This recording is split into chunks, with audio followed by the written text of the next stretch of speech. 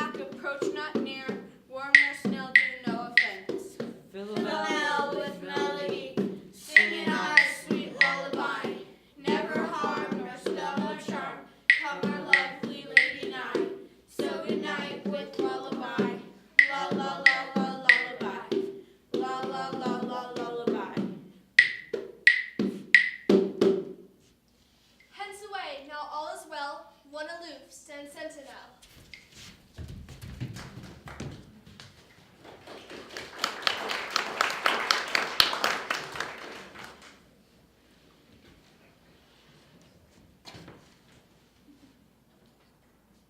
What thou seest when thou dost wake, do it for thy true love take. Love and languish for his sake. Be it ounce or cattle bear, par or bold with bristled hair. In thine eye that shall appear, when thou wakest, 'tis thy dear. Wake when some vile thing is near.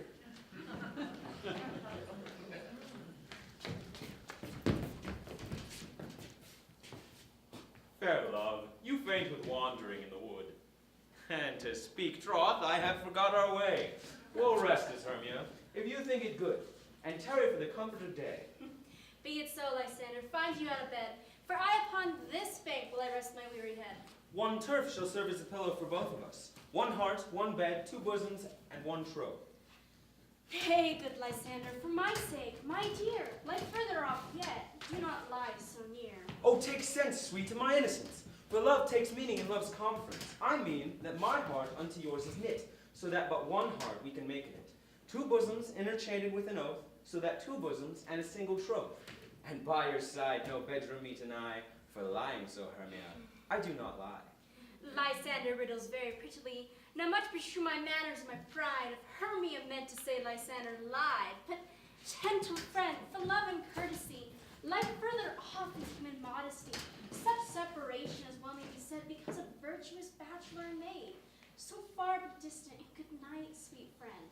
Thy love ne'er alter to thy sweet life end.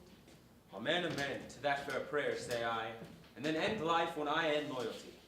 Here is my bed.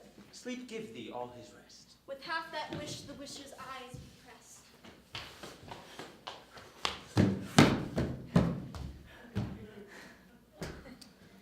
Through the forest have I gone, but a thing in find I none, on whose eyes I might approve this flower's force and stirring love. Night and silence, who is here? Weeds of Athens he doth wear. This is he, my master said, despised thee, singing maid. And here the maiden, sleeping sound, on the dank and dirty ground. Pretty soul, she doth not lie. Hear this laugh, love, this kill courtesy. Turn upon thine eye, I throw all powers strong doth owe. When thou wakest, thou takest true delight in thy lady's house. For wakest when I am gone, for I must now to Oberon. Say, will thou kill me, sweet Demetrius? I charge thee, Henson, do not haunt me thus. Oh, wilt thou darkly leave me? Do not so. Say on my peril, I alone will go. Oh, I am out of breath in this fond chase. The more my prayer, the lesser is my grace. Happy is Hermia wheresoe'er she lies, for she hath blessed and attractive eyes. How came her eyes so bright? Not with salt tears, if so my eyes are oftener washed than hers. No, no. I am as ugly as a bear, for beasts that see me run away from fear. But who is here? Lysander, on the ground, dead or asleep? I see no blood, no wound. Lysander, if you live, good sir, awake. And run through fire I will for thy sweet sake. Transparent, however, nature shows art, that through thy bosom I can see thy heart. Where is Demetrius? Oh, how fit a word is that vile name to perish on my sword. Do not say so, Lysander, say not so. What, though he love your Hermia? Lord, what though? Yet Hermia still loves you. Then be content. Content with Hermia? No, I do repent the tedious minutes with her I have spent. Not Hermia, but Helena I love. Who would not change a raven for a dove? The will of man is by reason swayed, and reason says you are the worthier maid. Wherefore was I to this keen mockery born? When at your hands did I deserve this scorn? It's not enough, young man, that I did never, no, nor never can deserve a sweet look from Demetrius' eye, but you must flout my insufficiency? Good troth you do me wrong, good sooth you do, in such disdainful manner me to woo. But fare you well, perforce I must confess, I thought you lord of more true gentleness. Oh, that a lady of one man refused to therefore of another be abused. She sees not Hermia. Hermia, sleep thou there, and never mayest come Lysander near. Help me, Lysander, help me! Do thy best to pluck this crawling serpent from my breast. I knew what a dream was here. Lysander, look, how art you quick with fear? Methought a serpent ate my heart away, and you sat smiling at his... Lysander! What, removed, Lysander, Lord? Caught out of hearing, no sound, no word. Alack, where are you? Speak, and if you hear, speak of all loves. I swoon almost with fear. Know that I will perceive that you are not nigh. Either death or you I'll find immediately. Are we all met? Pat, pat. And here's a marvelous convenient place for our rehearsal. This green plot shall be our stage, this hawthorn break our tiring house, and we will do it in action as we will do it for the Duke. Peter Quince. What sayest thou, Bully Bottom? Peter Quince, there are things in this comedy of Pyramus and Thisbe that will never please. First, Pyramus must draw his sword to kill himself, which the ladies cannot abide.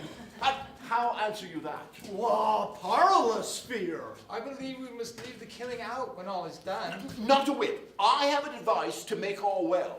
Write me a prologue, and let the prologue seem to say, we will do no harm with our swords, and that Pyramus is not killed indeed.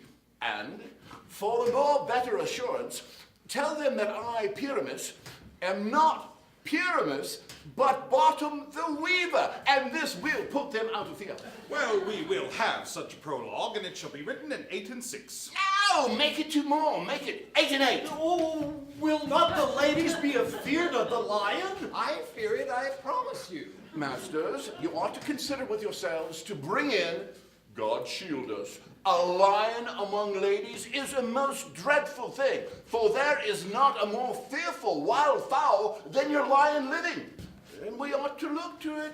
Ooh, therefore another prologue must be written. Nay, nay, you must name his name. And half his face must be seen through the lion's neck.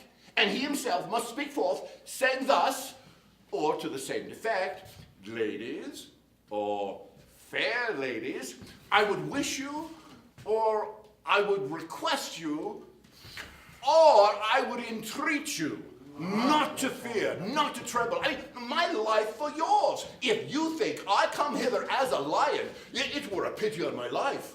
No, I am no such thing.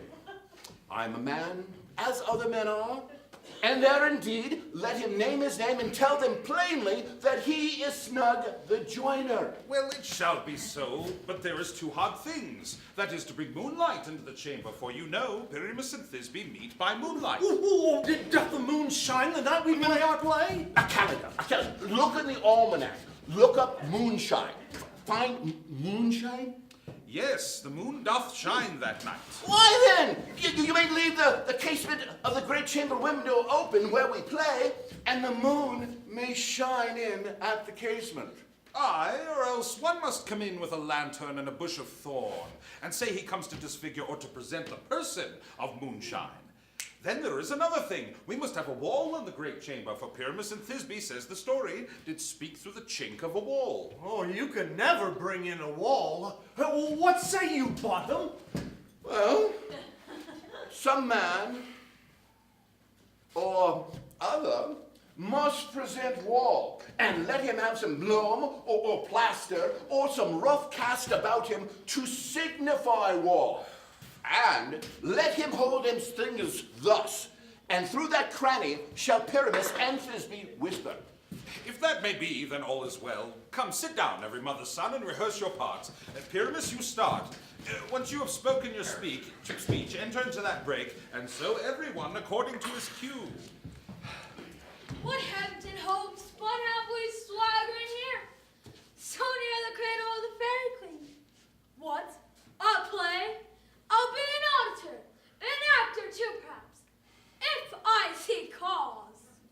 Speak, Pyramus. Thisbe, stand forth. Thisbe, the flowers of Odious savour sweet. Odors savour sweet. So hath thou breath, my dearest Thisbe's dear. But stay thou but here a while, and by I will to thee appear. A stranger Pyramus then e'er played here. Or must I speak now? Aye, marry must you, for you must understand, he goes but to see a noise that he heard, and is to come again. Ah. O most radiant Pyramus, most lily white.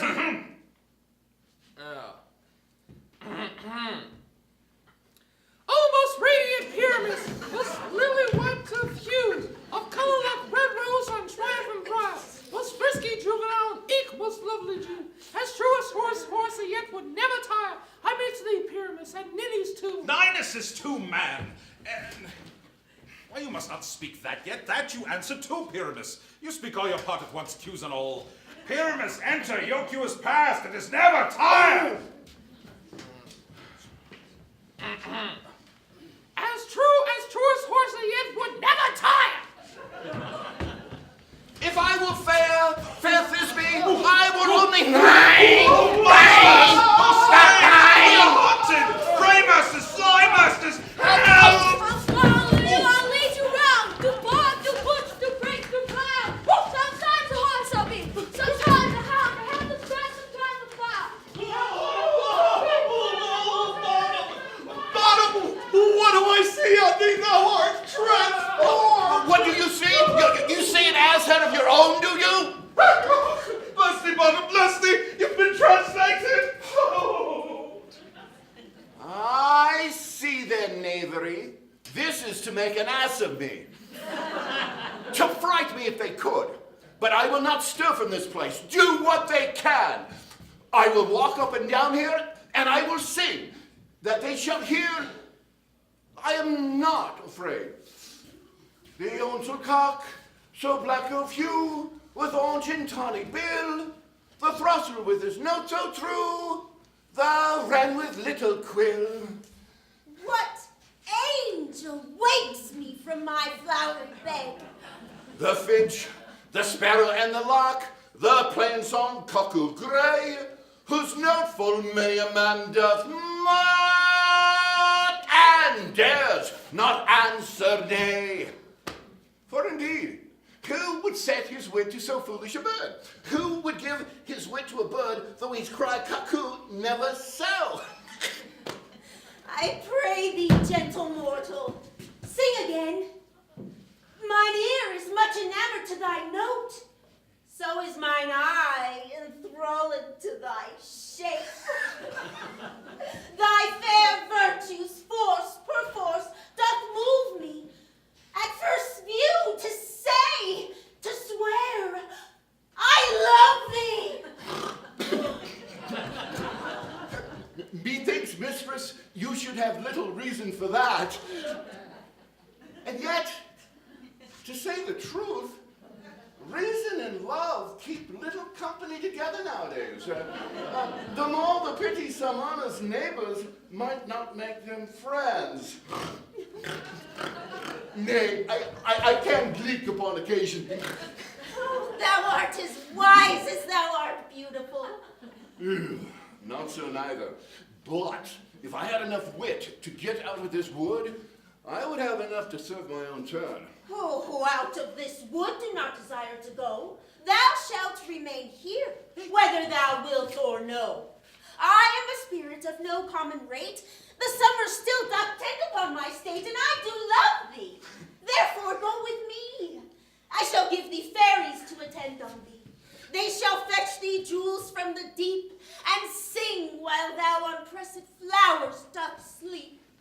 And I shall purge your mortal grossness, so that shall like an airy spirit go. Peas blossom, cobweb moat, mustard seed. Ready. And I. And I. And I. Where shall we go? Be kind and courteous to this gentleman. Hop in his walks and gamble in his eyes. Feed him with apricots and dewberries. Oh, green figs, purple grapes, and mulberries. And the honey bags, steal from the humble bees. And as for the night tapers, crop their waxen thighs and light them at the fiery glowworm's eyes. To have my love to bed and to arise. Oh, then pluck the wings from painted butterflies and fan the moonbeams from his sleeping eyes. Nod to him, elves. Do him courtesies. Hail, mortal. Hail. Hail. Hail. I cry your worship's mercy heartily. I beseech your worship's name. Cobweb. Oh, good Master Cobweb. I shall desire you a more acquaintance. Should I cut my finger, I will make bold with you. Your name, honest gentlewoman. Peas blossom. Oh, Peas Blossom. Pray you, commend me to your mother, Mistress Squash, or your father, Master Peascod. I shall desire you a more acquaintance too. Your name, I beseech you. Mustard seed. Oh, good Mistress Mustard Seed. I know your patents well. That same giant, cowardly like ox beef hath devoured many a gentleman of your house. And I promise you, your kindred have made my eyes water in now. I shall desire more of you, Mistress Mustard Seed. Come now, tend upon him. Lead him to my bower. Methinks the moon sees with a watery eye, and when she weeps, weeps every little flower, lamenting on some enforced chastity. Tie up my lover's tongue. Bring him silently.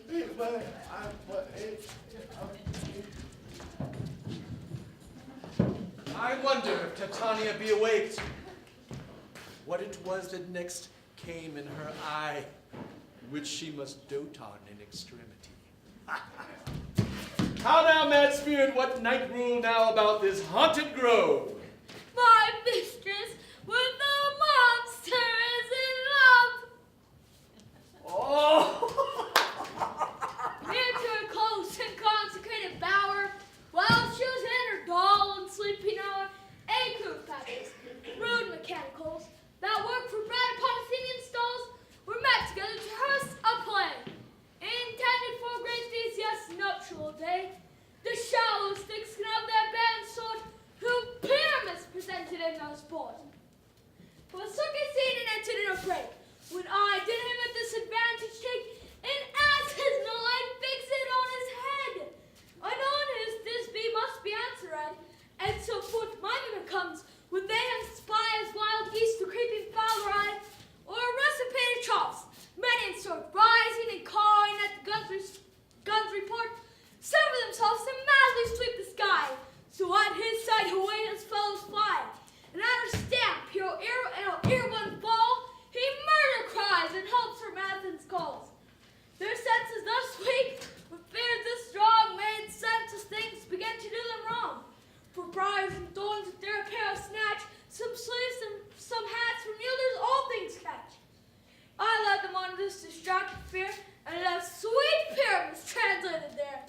When in this moment so it came to pass, Titania waked, and straightway loved it as...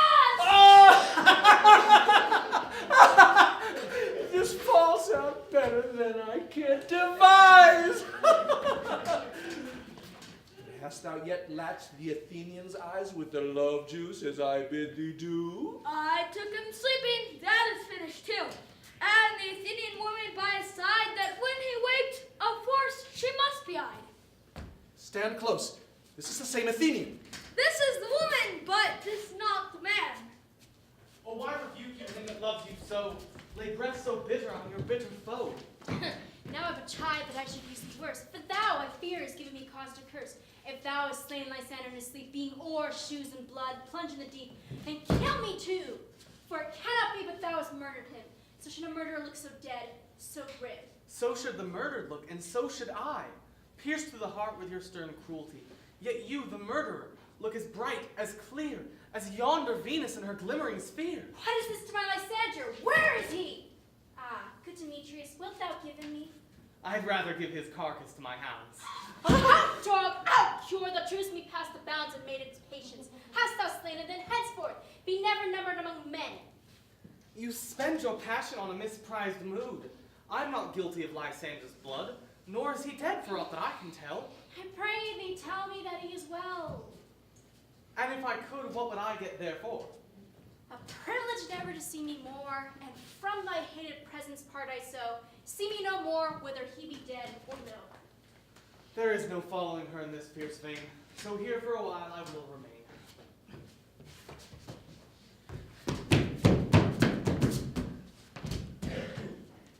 What hast thou done? Thou hast mistaken quite, and laid the love juice on some true love sight. Thy misprision must perforce ensue, some true love turned, and not a false turned true. The fatal rule says, one man holding troth, a million fail. Confound ye no thought no. About the wood goes swifter than the wind, and Helen of Athens wilt thou find. All fancy sick she is and pale of cheer, with sighs of love that cost the fresh blood dear. By some illusion, see thou bring her here. I'll charm his eyes, against she do appear. I go! Let's go, I go! Flip in here, run my bow! Flower of this purple dye, hit with Cupid's archery, sink an apple of his eye. When his love he doth espy, let her shine as gloriously as the Venus of the sky. And when thou wakest, if she be by, beg of her for remedy. Captain of our fairy band, Helen us here at hand, and the youth mistook his by for he pleaded for a lover's fee. Shall we their fond pageant see? Lord, what fools these mortals be! Stand aside. The noise they make may cause Demetrius to awake. Then we'll two at once who would. These needs be sport to love. These things do best please me, that befall preposterously. Why should you think I should one torn? Torn into riches never come in tears. Look, when I vow, I weep, and tears still born in their activity, all truth appears. You do advance your cunning more and more, when truth kills truth, oh devilish holy fray. These vows are Hermia's, will you give her o'er? Wait oath with oath, and you will nothing weigh. Your vows to her and me put in two scales will even weigh, and both as light as tails. I had no judgment when to her I swore. Nor none in my mind, now you give her o'er. Demetrius loves Hermia, he loves not you. Oh, Helen, goddess, saint, perfect, divine, to what my love shall I compare thine eye? Crystal is muddy, oh how ripe in show. Those lips, those perfect kissing cherries tempting grow. Then with the eastern wind turns to a crow. When thou hold'st out thy hand, oh let me kiss this princess of pure white, this seal of bliss. Oh spite, oh hell, now I see you are all bent to set against me for your merriment. If you were civil and knew courtesy, you would not do me thus much injury. Can you not hate me as I know you do, but you must join in souls to mock me too? You are unkind, Demetrius, for you love Hermia. This you know, I know. Lysander, keep thy Hermia, I will none. If e'er I loved her, all that love is gone. My heart to her is guest-wide sojourn. Its home to Helen hath returned. Helen, it is not so. Look where thy love comes, yonder is thy dear. Dark night that from the eye his function takes, the ear more quick of apprehension makes. It doth impair the seeing sense, it pays the hearing double recompense. Thou not by mine eye, Lysander found. Mine ear, I thank it, brought me to thine sound. But why unkindly didst thou leave me so? Why should he stay, whom love doth press to go? What love could press Lysander from my side? Lysander's love that would not let him bide. Fair Helena, who more engilds the night than all yon fiery O's and eyes of light. Why seekest thou me? Could this not make thee know? For the hate I bear thee made me leave thee so. You speak as you do not think. It cannot be. Lo, she is one of this confederacy. Now I perceive they have conjoined all three to fashion this false sport in spite of me. Injurious Hermia, most ungrateful maid, have you conspired? Have you with these contrived to bait me with this foul derision? I'm amazed at your words. I scorn you not. It seems that you scorn me. Have you not set Lysander as in scorn to follow me and praise my eyes and face, and made your other love Demetrius, who even but now did spurn me with his foot, to call me goddess, nymph, divine, and rare, precious, celestial? Wherefore speaks he this to her he hates? And wherefore doth Lysander deny your love so rich within his soul? I understand not what you mean by this. I do. Persever counterfeit sad looks, make mouths on me when I turn my back, wink each at other, hold this sweet jest up. This sport, well carried, shall be chronicled. If you had any pity, grace, or manners, you could not make me such an argument. But fare you well, 'tis partly my own fault, which death or absence soon shall remedy. Stay, gentle Helena! Hear my excuse! My love, my life, my soul, fair Helena! Oh, excellent! Speak not scorn. If she cannot entreat, I can compel. Thou canst compel no more than she entreat. Thy threats have no more strength than her weak prayers. Helen, I love you. By my life I do. By that which I swear to prove him false and say I love thee not. I say I love thee more than he can do. If you say so, withdraw and prove it too. Quick, come. Lysander, where'd you take all this? Away, you Ethiop! No, he'll seem to break loose. Take on as you were followed, for you are a tame man. Go. Getting off, thou cat! Thou bird, vile thing, let loose, or I shall shake thee from me like a serpent! Why are you grown so rude? What change is this, sweet love? Thy love? Out, tawny totter, out! Out, loathe the medicine! Oh, hated potion, hence! Do you not jest? Yes, so do you. Demetrius, I will keep my word with you. I would I had your bond, for I perceive a weak bond hold to you. I'll not trust your word. What? Should I not hurt her, strike her, kill her dead? Although I hate her, I shall not harm her so. What can you do me greater harm than hate? Hate me wherefore? Hold me what news, my love? Have not I Hermia? Are you not Lysander? I am as fair now as I was erewhile. Since that you loved me, yes, since that you left me. Why then you left me, all the gods forbid, in earnest shall I say.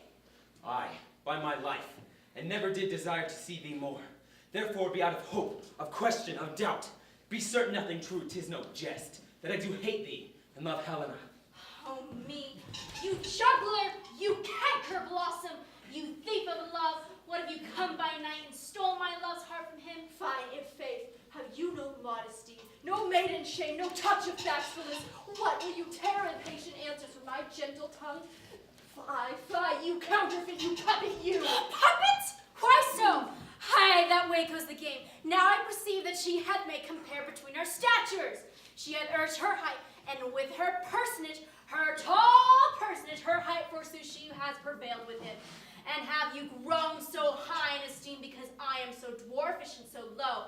How low am I, painted maple? Speak, how low am I? I am not yet so low that my nails can reach unto thine I eyes. pray you, will you mock me, gentlemen? Let her not hurt me. I was never cursed. I have no gift at all in shrewishness. I am a right maid for my cowardice. You perhaps may think because she is some